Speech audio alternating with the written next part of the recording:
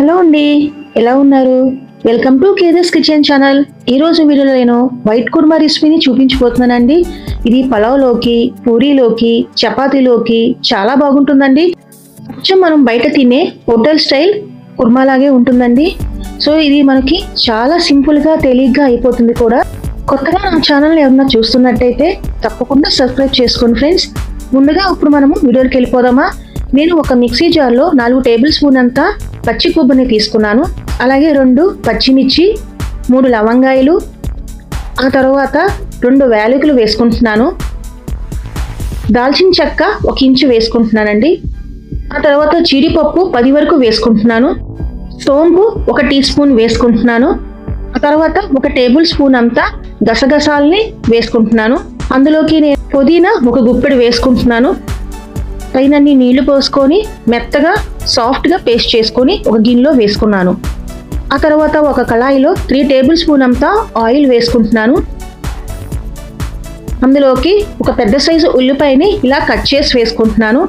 2 పచ్చిమిర్చిని ఇలా కట్ చేసుకొని వేసుకున్నాక 2 యాలకులు వేసుకున్నాను. అలాగే 1 ఇంచు చెక్క, 2 లవంగాయలు వేసుకొని ఇలా ఒక్కసారి కలుపుకుంటున్నాను. ఇదంతా బాగా వేగే వరకు కలుపుకుంటున్నాను.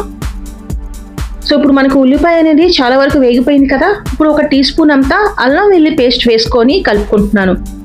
పచ్చివాసన పోయే వరకు ఇలా ఫ్రై చేసుకుంటున్నాను. సో ఇప్పుడు ఫ్రై అయిపోయిన తర్వాత నేను టమాటాలను కట్ చేసి వేసుకుంటున్నానండి. ఒకసారి ఇలా కలుపుకొని రుచికి సరిపడా ఉప్పు వేసుకుంటున్నాను. ఉప్పు వేయడం మూలంగా మనకు టమాటా అనేది చాలా వరకు మగ్గిపోతాయి, తొందరగా కుక్ అయిపోతాయి కదా. ఇప్పుడు 1 నిమిషం వరకు ఇలా మూత పెట్టి కుక్ చేసుకుంటున్నాను. ఇప్పుడు టమాటాలు చూసారా ఇలా మెత్తగా అయిపోయినాయి కదా.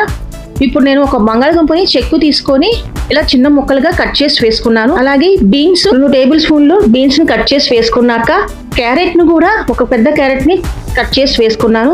ఇందులోకి నేను గరం మసాలా అనేది వేసుకున్నానండి. 1 టీ స్పూన్ అంతా గరం మసాలా వేసుకొని ఇలా కలుపుకుంటున్నాను. ఇప్పుడు మూత పెట్టి మరొక 2 నిమిషాలు కుక్ చేసుకుంటున్నాను. మనకి ఈ వెజిటేబుల్స్ అనేవి పూర్తిగా మగ్గిపోయింది చూసారా. సో ఇలా మగ్గిన తర్వాత ఉప్పు నేను అందులోకి పక్కన పెట్టుకున్న కొబ్బరి మసాలా పేస్ట్ని వేసుకొని ఇలా ఒకసారి కలుపుకుంటున్నాను. ఆ తర్వాత ఇదంతా కొంచెం పచ్చివాసన పోయే వరకు 1 నిమిషం వరకు కుక్ చేసుకుంటున్నాను. 1 నిమిషం తర్వాత చూడండి మనకి దగ్గరికి అయిపోయింది కదా. ఇప్పుడు అందులో నేను 1 టీ స్పూన్ అంతా కసూరి మేతి వేసుకున్నాను. కసూరి మేతి వేయడం మూలంగా మన కుర్మాకి టేస్ట్ అనేది చాలా బాగా ఉంటుందండి. ఇప్పుడు మగ్గిపోయింది చూసారా. ఇలా దగ్గరికి అయిన తర్వాత నేను 1 కప్పున్నర వరకు వాటర్ని యాడ్ చేసుకున్నాను. మరొకసారి మూత పెట్టుకొని నేను 2 నిమిషాలు కుక్ చేసుకుంటున్నాను. 2 నిమిషాల తర్వాత చూసారా మన కూర అనేది దగ్గరికి అయిపోయింది కదా.